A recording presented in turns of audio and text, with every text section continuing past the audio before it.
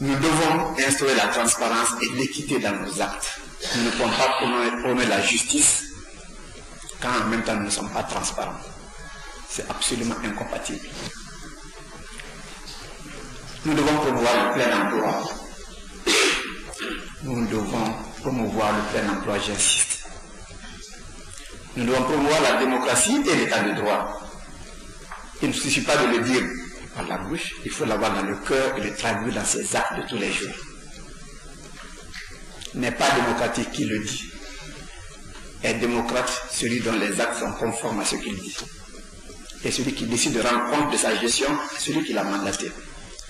Vous ne pouvez pas voter un budget en fin d'année, en début d'année, et refuser de rendre compte de la façon dont le budget s'est exécuté. Puisque ça se prépare.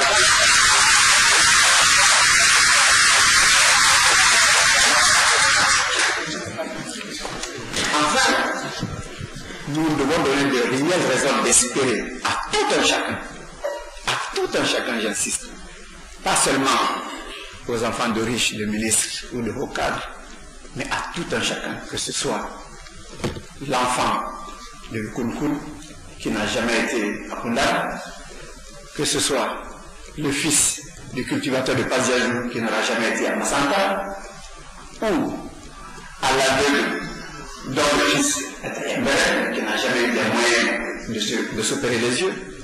Nous devons donner des raisons d'espérer à tout un chacun pour qu'enfin chaque Guinéen et chaque Guinéen soit fier de décliner son identité où qu'il soit dans le monde. J'ai honte quand je suis dans certains pays et que je ne peux pas dire que je suis Guinéen, mais que je dois me recouvrir derrière une autre nationalité.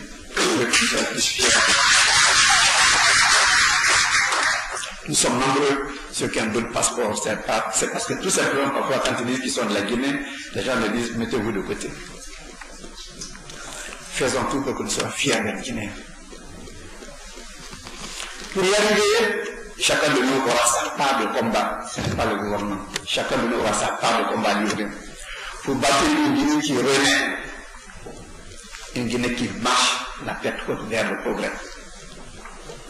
C'est en effet la résultante de nos différents comportements individuels, il faut le retenir, qui nous a amené à la catastrophe que nous avons aujourd'hui. C'est nos différents comportements individuels qui nous ont menés là où nous sommes aujourd'hui. Je le répète, n'accusons pas autrui. Loin de cultiver la culpabilité de notre passé d'indifférence face à l'amplitude des dysfonctionnements sur le plan politique, économique et culturel, nous devons nous rendre à l'évidence que la faillite de notre système est la conséquence de nos mauvais actes quotidiens posés tous les jours par chacun des citoyens. Je vous en donne quelques exemples, c'est important de les citer. Le fournisseur qui facture à l'État un bien à 2, 3, 4, 5 fois plus que le prix normal du service rendu crée la faillite du pays. L'enseignant qui donne les notes de complaisance ou l'élève qui fraude crée la faillite du pays. Le médecin qui déserte son cabinet ou l'infirmier qui serait passé par le médecin crée la faillite du pays. Le douanier qui accepte des sous-déclarations crée la faillite du pays. Le banquier qui octroie des prêts de complaisance crée aussi la faillite du pays. Le magistrat qui méprend le droit du faible au profit du riche crée la faillite du pays et la révolte. Le ministre qui accepte de l'argent, de la corruption, crée la faillite du pays. Le journaliste qui est consciemment ou pour des intérêts égoïstes.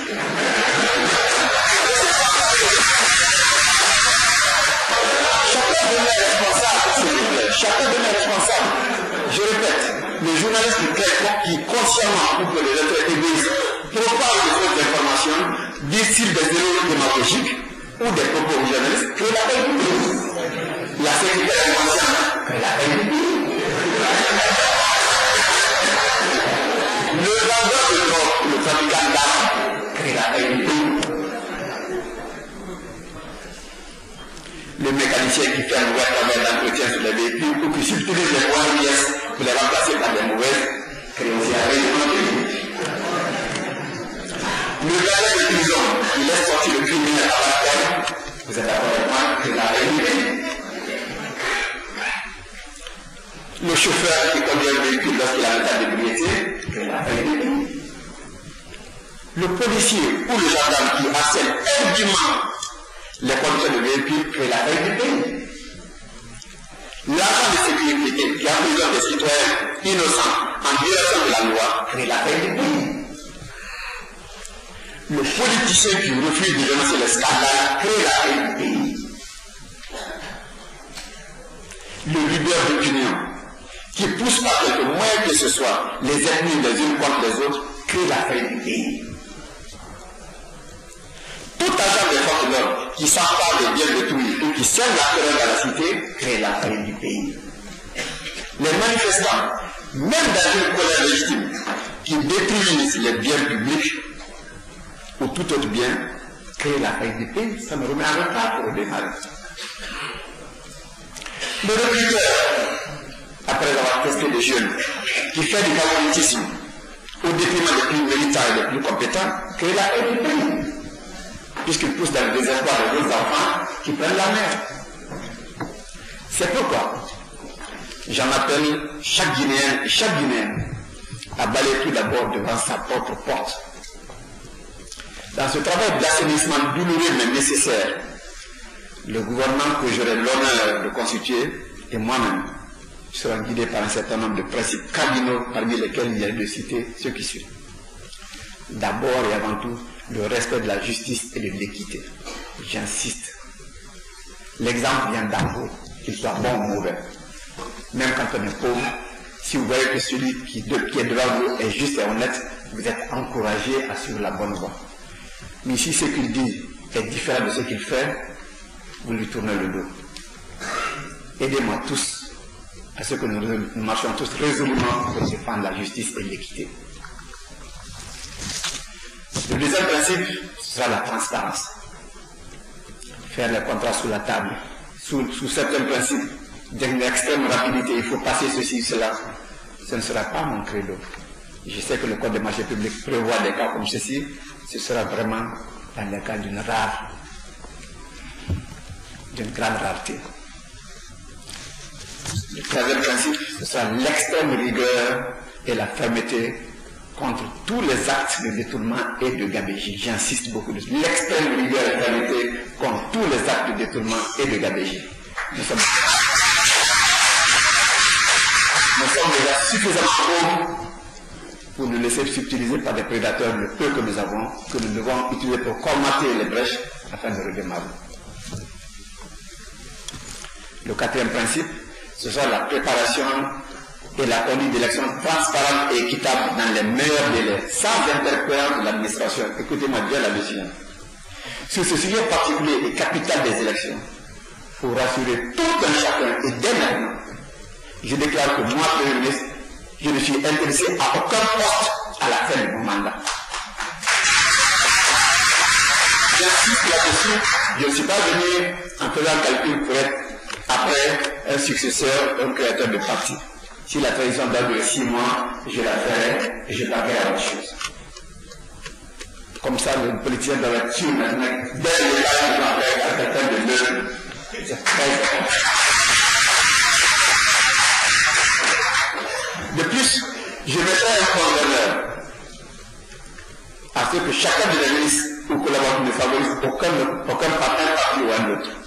Et tout contrevenu à ce principe cardinal sera purement et simplement remercié de mon gouvernement.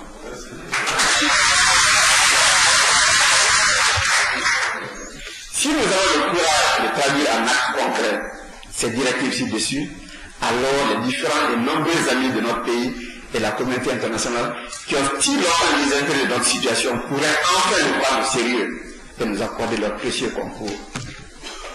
Il faut que ce soit d'abord chez nous. Alors, et pour terminer, mes chers compatriotes, frères et amis, monsieur le Premier ministre, j'invite tout un chacun à engager une nouvelle démarche pour une Guinée qui va renaître. Je dis bien une Guinée qui va renaître. Une Guinée dont on ne dira plus quel est le prototype des occasions manquées.